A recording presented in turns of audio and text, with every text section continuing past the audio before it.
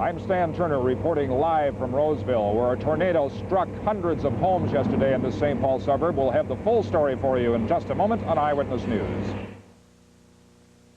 At least 99 other people were injured, cuts and bruises mostly, but one 15-year-old girl reported hospitalized in serious condition tonight with head injuries. In Roseville, here in Roseville, officials began trying to assemble a damage report today, acting for Governor Quee, who we said was in Norway. Lieutenant Governor Lou Wongberg toured the area, since any request for federal disaster aid must come from the governor's office. Wongberg took a look by air and then came down for a closer look. He said the damage is much worse than he had suspected.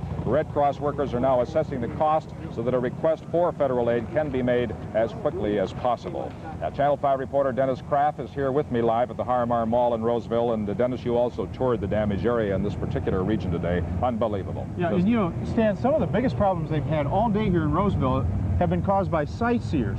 Everywhere we went this morning, the devastated areas, the streets were clogged with cars. We couldn't get through. The area immediately. You are causing traffic problems for the people that are trying to clean up. The gawkers, the curious, caused traffic jams along narrow residential streets already littered with debris. Several homeowners expressed their frustration with the crowds. There were so many people coming and going, it was hard to tell who was there to help and who was there to loot. The Vitalis already had several people in their home, relatives from Italy, who had come over for their daughter's wedding in July. Fortunately, everyone was out of town when the tornado swept through yesterday, leaving only the shell of the Vitalis' home behind. What are you going to do now? I mean, you came home from Brainerd last night to find your house like this. Right. I don't know what I'm going to do. I'm going to level it, I suppose, and start all over again. Get it all cleaned up. It's the only thing I can do. What are you going to do in the meantime? Where are you going to live? Where are you going to stay? We're looking for a place to stay. We're looking for a house or townhouse or something to live in until we get it filled up again. The Vitalis lost several valuable antiques from Italy. Most were broken and strewn about the house and lawn. Some they haven't found yet. What things they do have left, they are putting in storage until they can rebuild their home and their lives. Those rebuilding efforts were hampered today by the crowd. Cars will be towed. If you are not working in this area, leave it immediately. Well, as you can tell, Stan, homeowners are not the only frustrated ones here in Roseville. National Guard troops that we see behind us here in Hartman Mall, the police, the sheriff's deputies, they're all frustrated. Now, portions of Hartman Mall are going to be open tomorrow, but the police are asking any of us who don't need to be out here, please stay away. You know, sightseers are the biggest problem. We still can see them just right across the highway here. It's incredible. It's the last thing the authorities need out here, people gawking. We'll try to be your eyes and ears for you, so please stay away. Thank you, Dennis. Yes. We now have first estimates of the amount of damage coming to us from the Red Cross. No dollar value yet, but they say now that 11 homes were wiped out, destroyed by the storm in the Roseville area. 20 received major damage, and 81 homes took some form of minor damage. No word yet on possible federal disaster aid. Right now, we're going to turn the newscast back to Cindy Brucato. We'll be back a little bit later. I'll have a report on some of the more unusual things that happened during yesterday's storms. That is a report you definitely will not want to miss. And we had a couple indications of hooks. This is a hook right here. This was a picture taken from our radar at about 10 minutes before 4 yesterday afternoon, and there is that hook echo right there over Lake Harriet, southern Minneapolis.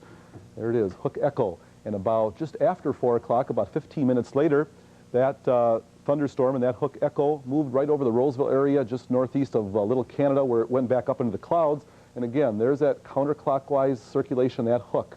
And that is a classic hook echo, a tornado signature. And we saw a couple of those on radar yesterday before those warnings were issued. And we're going to talk about that path of the tornado one more time. Yesterday there was some confusion as how many tornadoes moved through the Twin Cities. We had thought 2 or 3. Now it's been confirmed that only 1 tornado moved through the Twin Cities. It started off at about 349 around 50th in France, moved right across the midway section near KSTP, about 1,000 yards outside our window, and ended up just near northeast of Little Canada at about 416. It only took 26 minutes to progress along that path, which was 15 miles long and ranged in width from about 75 yards to just over 2.5 blocks wide. An incredible amount of destruction in just 26 minutes. I'll never know. We had a maple tree there, and it's just gone. I mean, it's like it's out and somebody dug it out and packed in the hole and covered it all over, and there's no roots, there's no nothing. It's just a blank spot, you know, no tree. We've lost it. This is Rex, a 9-year-old black Labrador. Rex was in this garage when the storm hit, and Rex's owner believes when the tornado sucked his garage away, it took Rex with him. So we went down to the basement. When we got back up, the dog was gone, the garage was gone, everything was gone, headed that way somewhere.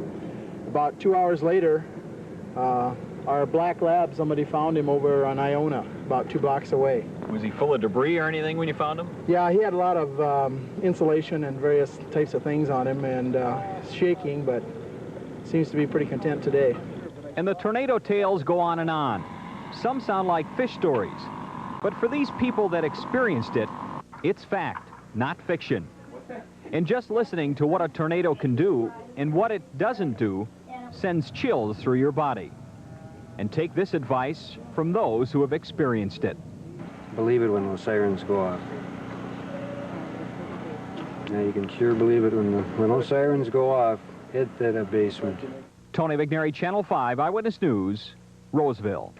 And that is it for this edition of Eyewitness News, but Stan and I will be back tonight at 10 with a full update on the day's events.